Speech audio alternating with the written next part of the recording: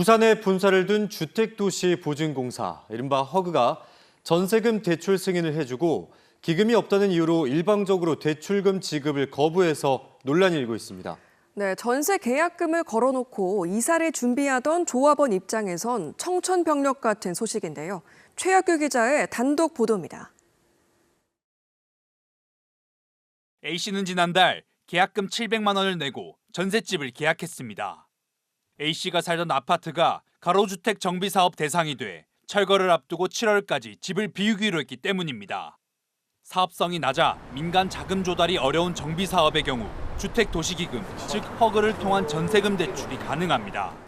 지난 4월 허그의 대출 승인 통보를 받고 이사 준비를 하던 A씨는 최근 허그로부터 올해 배정된 기금을 모두 사용해 대출이 불가능하다는 갑작스러운 통보를 받았습니다.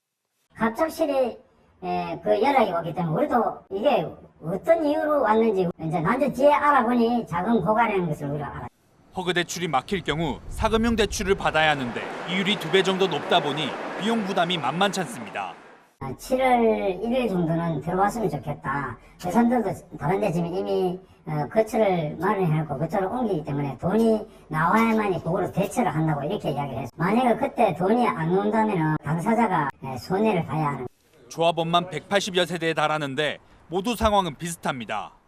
70% 가까운 조합원들이 전세 계약을 마친 상황인데 이주비 대출이 취소될 경우 이들은 수백에서 수천만 원의 계약금을 날릴 처지입니다. 매년 기금 부족 문제로 이주비 대출이 중단되는 사태는 있어 왔지만 대출 승인까지 난 상태에서 취소되는 경우는 이례적입니다.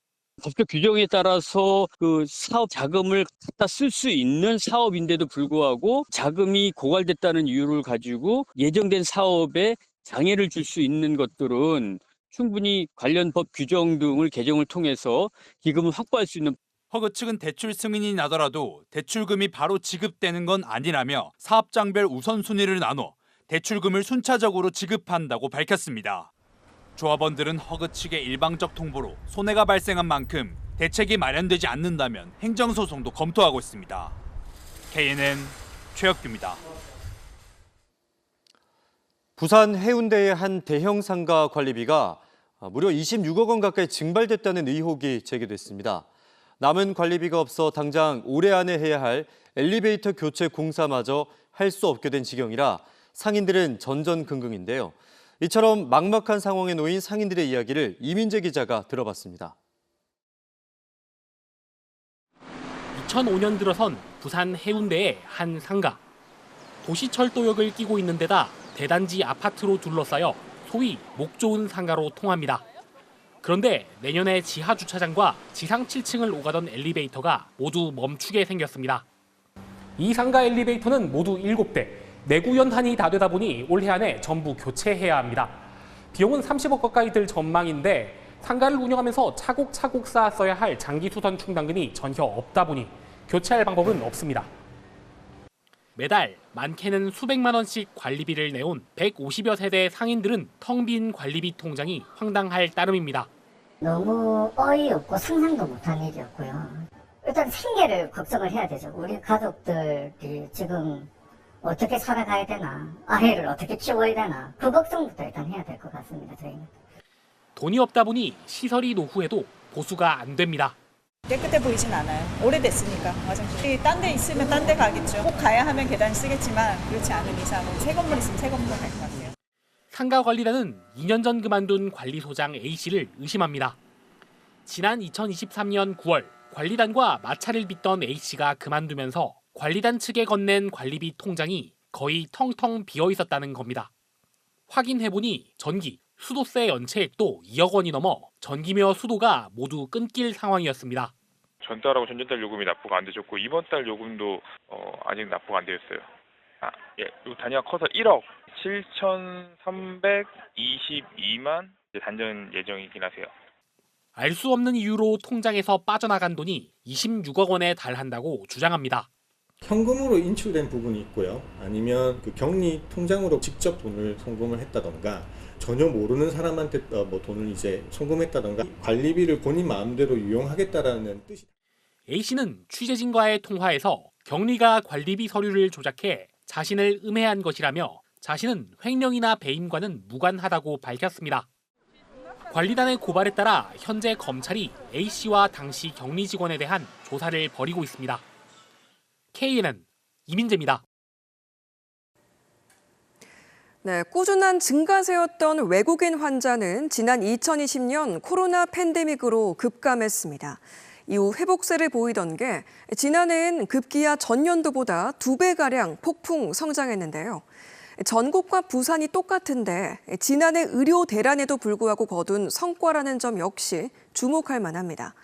그야말로 한국이 아시아 의료 관광의 중심 국가로 도약하고 있는데 K뷰티 열풍에 힘입은 피부과와 성형외과가 원동력이 되고 있습니다. 김건현 기자입니다. 러시아인 모녀가 함께 부산의 한 성형외과를 찾았습니다. 얼굴 윤곽 성형과 코 성형 수술 등을 전문의와 상담합니다.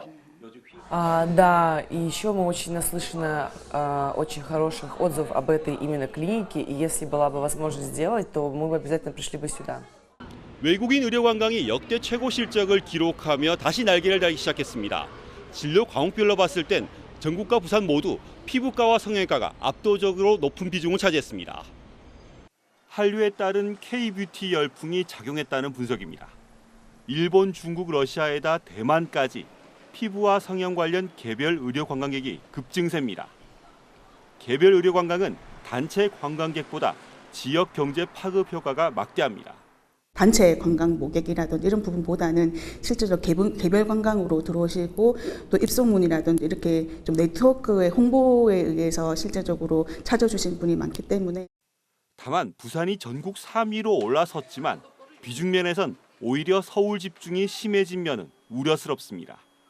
이런 가운데 부산에서 30년 만에 대한미용성형외과학회 회장이 선출돼 눈길을 끌고 있습니다.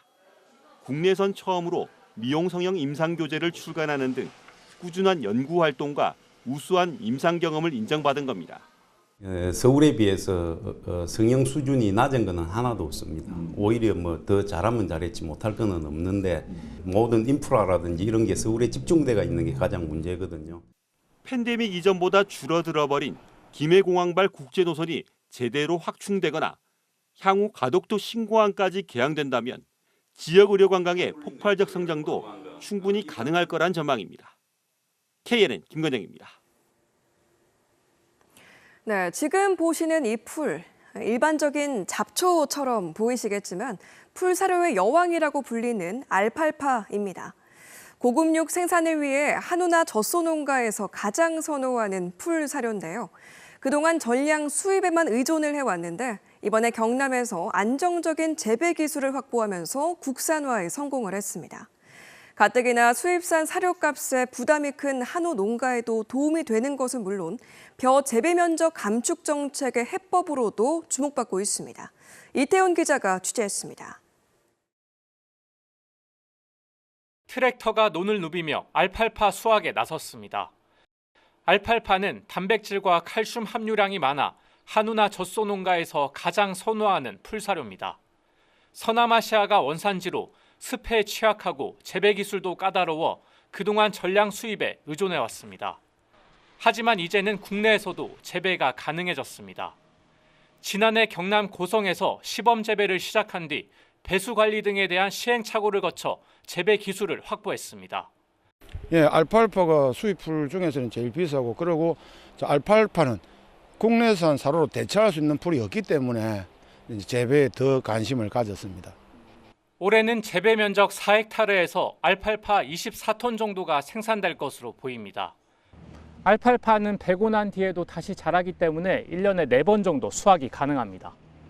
특히 올해는 축산과학원에서 개발한 열풍 건조 시스템까지 구축해 장마철에도 건초 생산이 가능해졌습니다.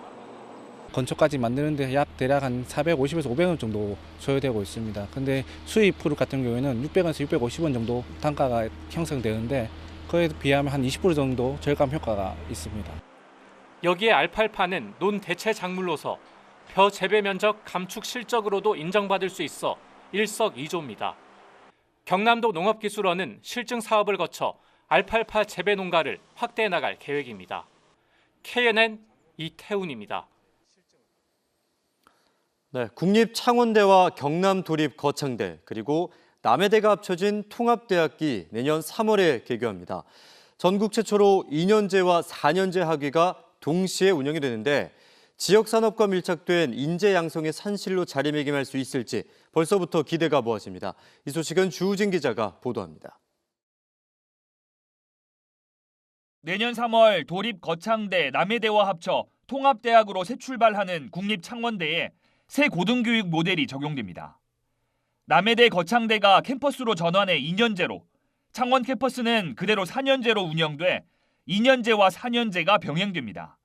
전국 최초입니다.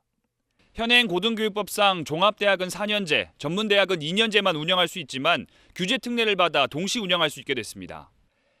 지역기업에 필요한 실무형 2년제 졸업생부터 고급 연구 인력까지 한 대학에서 모두 양성할 수 있게 됩니다.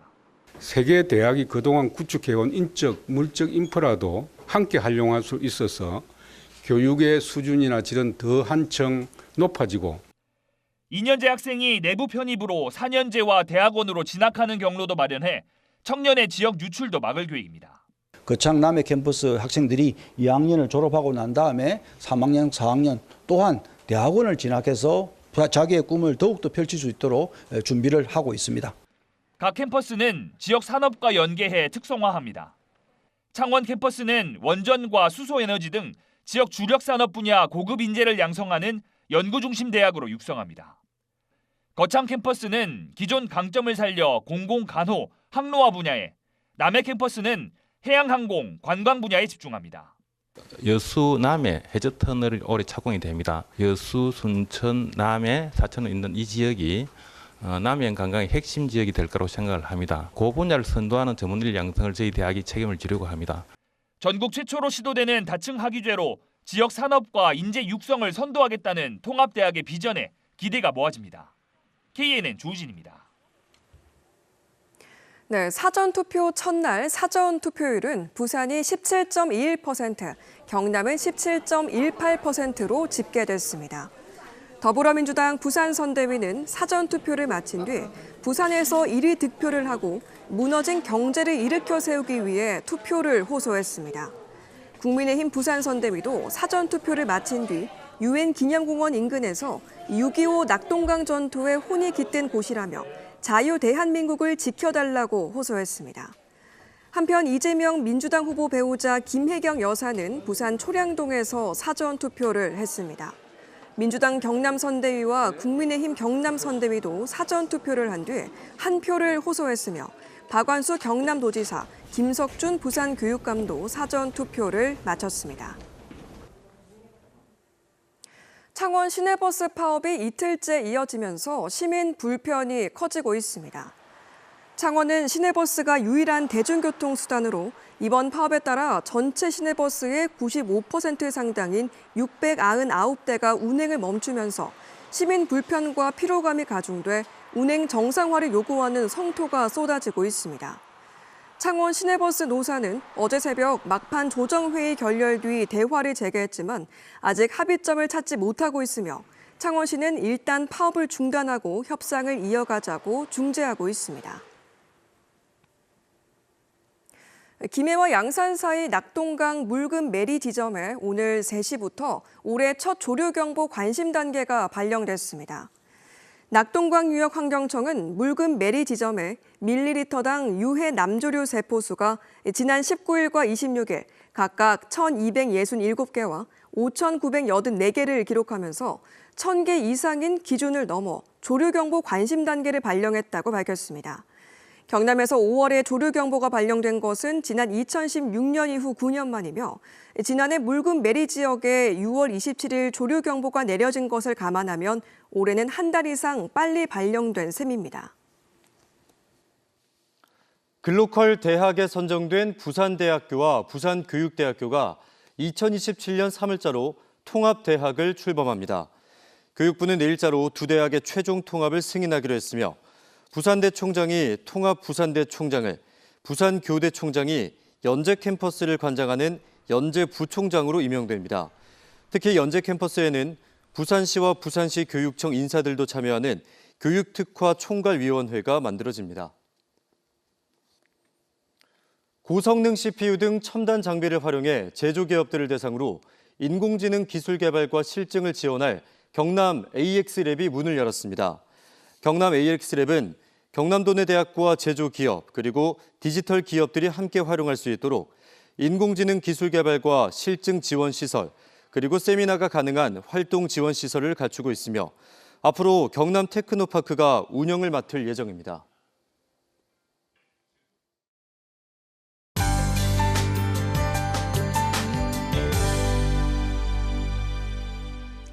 네, 내일 날씨 큰 변화 없이 오늘과 비슷하겠습니다. 부산은 흐리겠고요. 경남 서부 내륙 오후에 소나기 한 차례 내리겠습니다. 예상 강수량은 5에서 10mm 정도로 적겠는데요. 경남 내륙의 일교차도 이어지겠습니다. 부산과 창원의 미세먼지 농도는 보통으로 대기 오염도 높지 않겠습니다. 내일 부산권과 밀양 비롯한 중부 경남의 하늘 표정은 흐리겠는데요.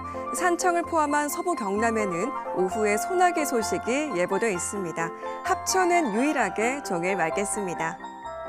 내일 최저 기온도 별다른 변동이 없겠는데요. 부산은 14도, 거창은 13도로 어제와 비슷하게 시작하겠습니다. 한낮 기온 부산 어제와 같은 23도, 경남 지역도 1도 정도 오르거나 내리겠습니다. 일교차는 의령이 최대 13도로 어제보다는 다소 덜하겠습니다. 오는 주말 날씨 대체로 맑겠고요. 다음 주 초반에는 흐리거나 비가 내리겠습니다. 대통령 선거 날인 3일에는 다행히 비 소식은 없겠습니다.